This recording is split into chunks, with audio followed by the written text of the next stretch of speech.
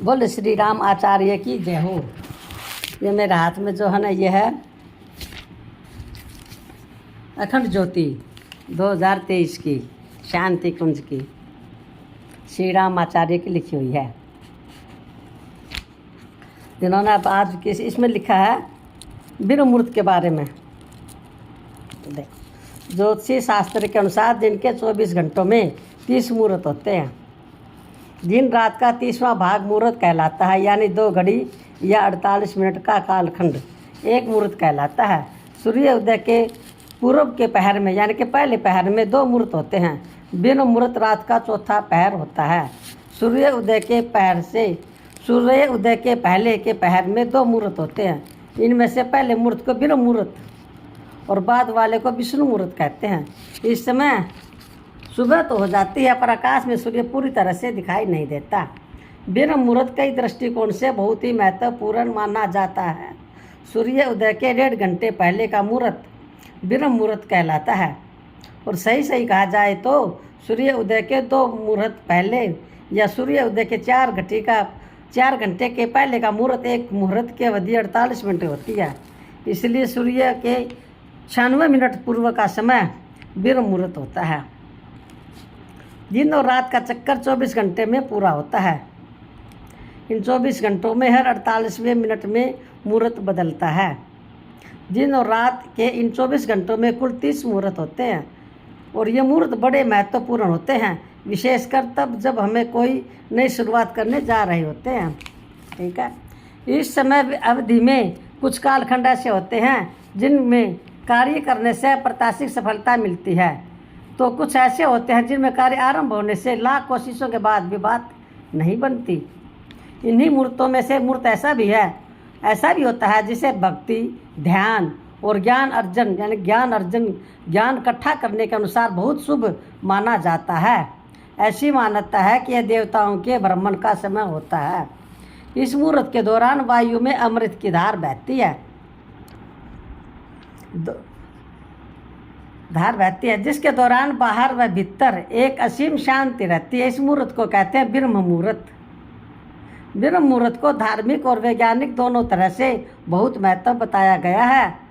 जहाँ धार्मिक रूप से जहाँ वेद शास्त्रों तक ब्रह्म मुहूर्त में उठने के लाभ बताए गए हैं, तो वही विज्ञान भी इस समय को शारीरिक और बौद्धिक विकास के लिए बहुत अच्छा बताते हैं।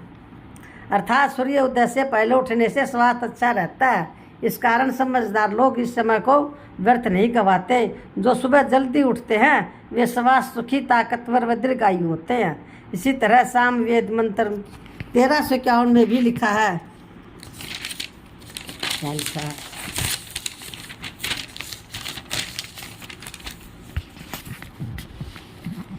लिखा है कि सूर्य उदय से पहले उठकर सोच व स्नान आदि से निपटकर भगवान की पूजा अर्चना करनी चाहिए। इस समय की शुद्ध और स्वच्छ हवा समस्त संपत्ति में वृद्धि करने वाली होती है। इसी प्रकार अथर्ववेद में भी कहा गया है कि सूर्य उदय के बाद भी जो नहीं उठते उनका तेज खत्म हो जाता है। भारतीय संस्कृति में ब्रह्म मुहूर्त में उठने की बड़ी महत्ता है। भगवान मनु ने कहा है, ब्रह्म मुहूर्ते बुद्धते धर्मार्थो चानो चित्यंते अर्थात ब्रह्म मुहूर्त में प्रबुद्ध होकर धर्म और अर्थ का चिंतन करना चाहिए। ब्राहो मुहूर्ते या निद्रा पुण्यक्षकारिणी अर्थात ब्रह्म मुहूर्त की निद्रा पुण्यों का नाश करने वाली है। आयुर्वेद में भी ब्रह्म मुहूर्त में जागरण से दिनचर्या के आरंभ का महत्व प्रतिपादित किया गया है। वरण कीर्ति मति लक्ष्मी स्वास्थ्य माश्च विंदति बाह्ये मुहूर्ते सजागर्ष्य व पंकज यथा अर्थात ब्रह्म मुहूर्त में उठने वाला पुरुष सौंदर्य, लक्ष्मी, स्वास्थ्य, आयु आदि वस्तुओं को वैसे ही प्राप्त करता है जैसे कमल प्राप्त करता है। भोर का अर्थ सुबह सवेरे से है। सवेरा सूर्य उदय से पहले का समय भोजपुरी में बिहान को कहते हैं। भोर शब्द ब्रह्म मुहूर्त के काल को कहा जाता है। सूर्य उदय से पहले जब वातावरण पूरी तरह शांत होता है, जब मुर्गा बाग देता है और पंछियों का कलरव गूंजता है, आम बोलचाल की भाषा में उसी समय को भोर या बिहान कहा जाता है। दूसरे अर्थ में भोर का भोर को रात्रि, प्रहर और उजाले के बीच का मिलन बिंदु भी कहते हैं। एक कवि कहता है कि उठ जाग मुसाफिर भोर भयो, अब रैन कहाँ जो सोवत है। जीवन में सुख और बेहतर नतीजों की प्राप्ति के लिए प्रतिदिन एक खास वक्त में जागना बहुत ही शुभ माना गया है। यह विशेष समय ब्रह्म मुहूर्त कहलाता है। दरअसल ब्रह्म मुहूर्त का धार्मिक, आध्यात्मिक, मानसिक व शारीरिक सभी नजरिए से बहुत महत्व माना गया है। ऋषि मुनियों, योग गुरुओं के अनुसार अगर कोई भी इंसान जीवन के हर क्षेत्र में मनोवांछित परिणाम चाहता है तो वह नित्य ब्रह्म मुहूर्त में जागना शुरू करे। इससे निश्चित ही बेहतर नतीजे प्राप्त होंगे।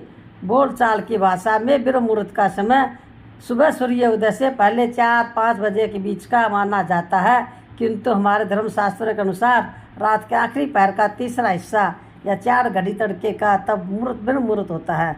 ब्रह्म मुहूर्त में जाकर अपने इष्ट देव का ध्यान, पूजा, अध्ययन और किन्हीं भी शुभ कर्मों को करना बहुत ही शुभ होता है। कहते हैं कि इस समय ईश्वर ज्ञान, विवेक, सुख, शांति, सद्बुद्धि, निरोग और सुंदर शरीर प्रदान करते हैं। इस समय भगवान की पूजा अर्चना के बाद दही, घी, आईना, अपने माता पिता, बच्चों और फूल माला के दर्शन भी बहुत पुण्य प्रदान करते हैं।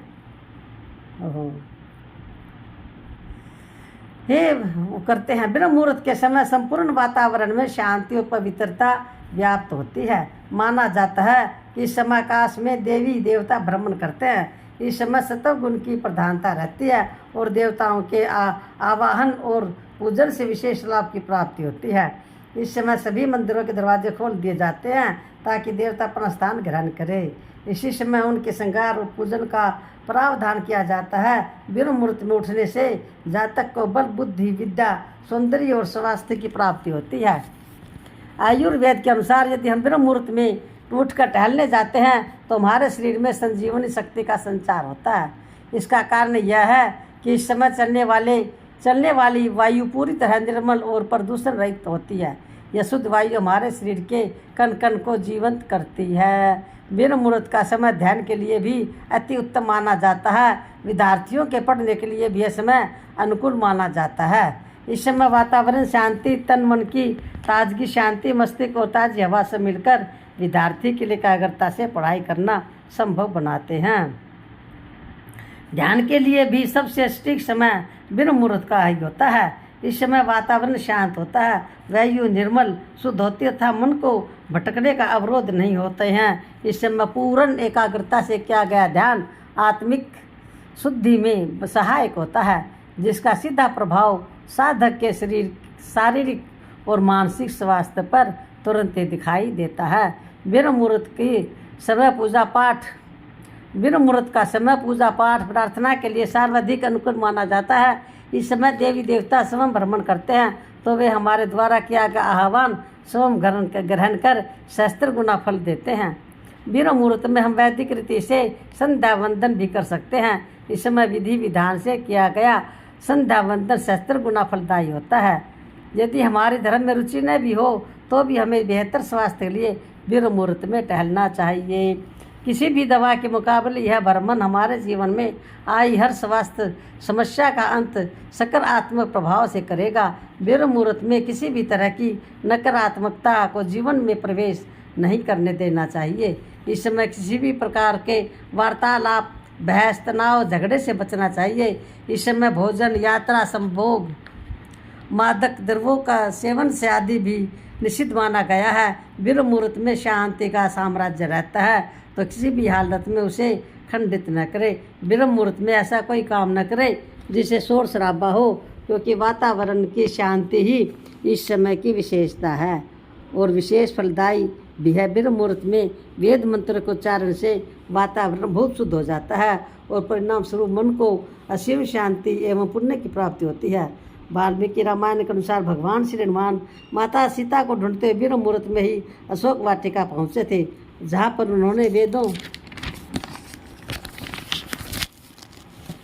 के मंत्र उच्चारण की आवाज़ सुनी थी और उनका मन प्रफुल्लित हो गया था। अच्छी सेहत, मानसिक एवं शारीरिक दृढ़ता पाने के लिए भी ब्रह्म मुहूर्त से सबसे उपयुक्त समय है, क्योंकि इस समय वातावरण में प्राण वायु अर्थात ऑक्सीजन की मात्रा अधिक होती है। इसलिए ब्रह्म मुहूर्त में हमें उठना चाहिए और टहलना चाहिए।